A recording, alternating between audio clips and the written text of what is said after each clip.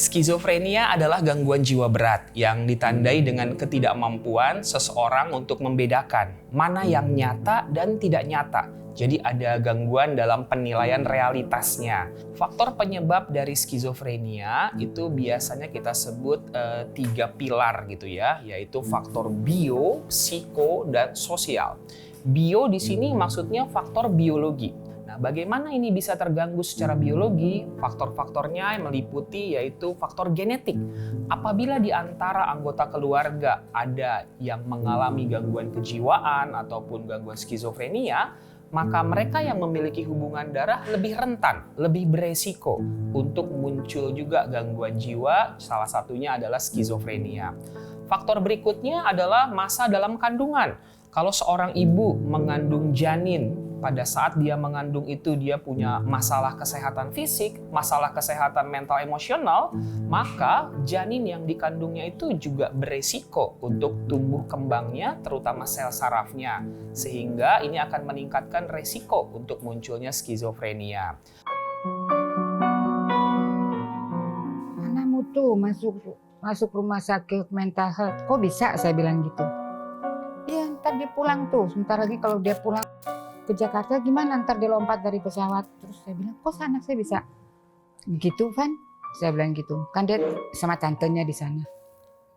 Kan waktu kamu di sini, kamu sering lihat dia kan, sebentar-sebentar ngomong ngaco, terus sebentar-sebentar kalau disuruh pergi ke pulang, dia keliling-keliling kuliah, besok dia baru pulang. Iya, kalau dia pulang ke sini ke rumah, terus dia lihat ke atas, dia bilang ada orang tuh di atas. Saya bilang kok bisa gitu? Iya, terus kalau nonton TV dia lempar TV-nya, dia nggak bisa lihat sinar, dia bilang gitu. Terakhir dia telanjang, dia bilang gitu.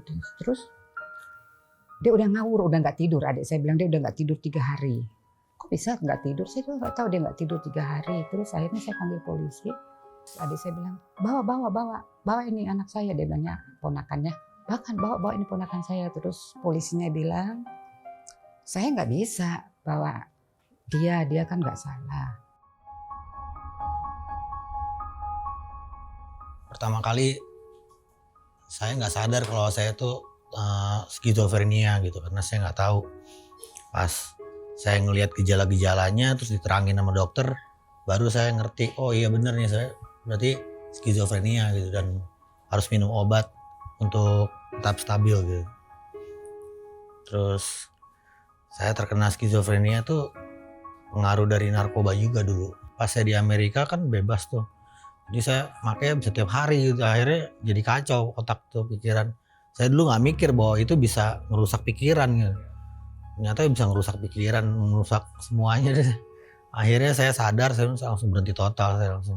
Tahun 2005 saya pulang ke sini. Saya dibawa ke psikiater. Terus dinyatakan skizofrenia. Saya masih nggak ngerti kan waktu itu skizofrenia apa.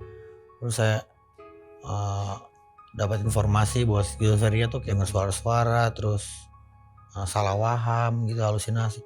Oh saya kayak begini, oh berarti saya skizofrenia. Mulai saya mau teratur minum obat gitu.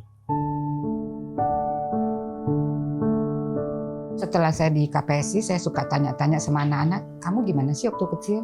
Hiperaktif, Bu? Oh, saya baru ingat. Iya betul, anak saya hiperaktif. Sangat hiperaktif. Terus apa lagi?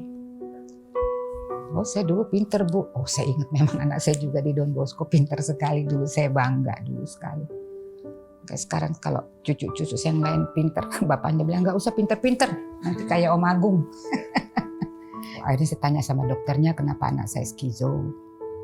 Ditanya-tanya turunannya, dia skizofrenia afektif karena memang dokter sana bilang begitu. Saya bilang kok bisa anak saya skizo? Ternyata anak saya skizonya itu genetik, Pak. Genetik. Kan dokternya tanya siapa aja yang begini. Saya bilang sepupunya ada, memang sepupunya dia ada juga. Cuma dia semua sepupunya ya begitu aja.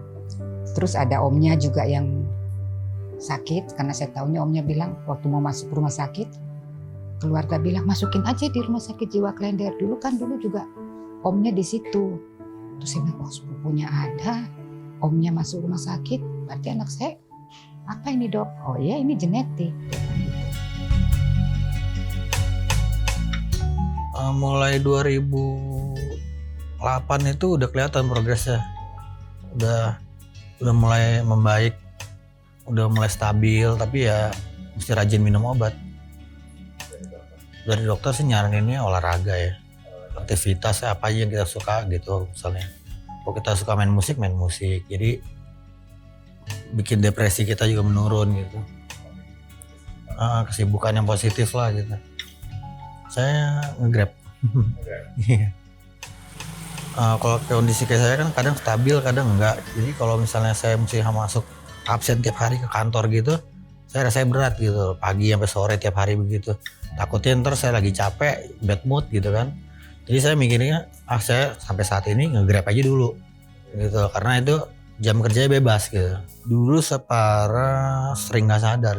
Iya, jadi sering ngeblank, jadi yang ngelakuin hal-hal yang kita nggak rencanain gitu kan, kayak tiba-tiba keluar rumah malam-malam terus mondar mandir, pas udah masuk kamar lagi, ngapain kok mondar mandir di luar gitu, suka gelisah gitu, resah, nggak bisa tidur kalau malam, jadi mau ngapa-ngapain yang aneh-aneh gitu, pikiran-pikiran kesana macem-macem gitu pikirannya.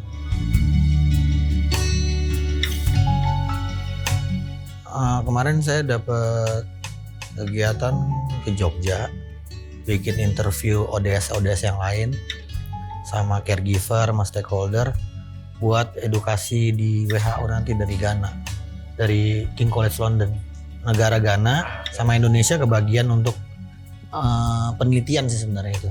Penelitian, terus kita sebagai ODS menginterview ODS yang lain gitu. Sarannya cari aktivitas. Jadi saya juga mikirnya, wah saya kalau nggak ada aktivitas pasti halusinasi jalan terus. Jadi saya cari aktivitas, entah di rumah saya bersih piring kayak apa, kayak pokoknya di rumah juga saya nggak mau diem gitu, apa ya saya lakuin, nyuci baju kayak apa.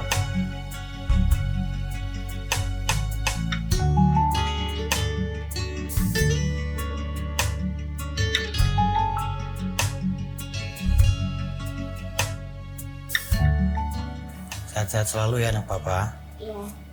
Dan bahagia selalu. Amin.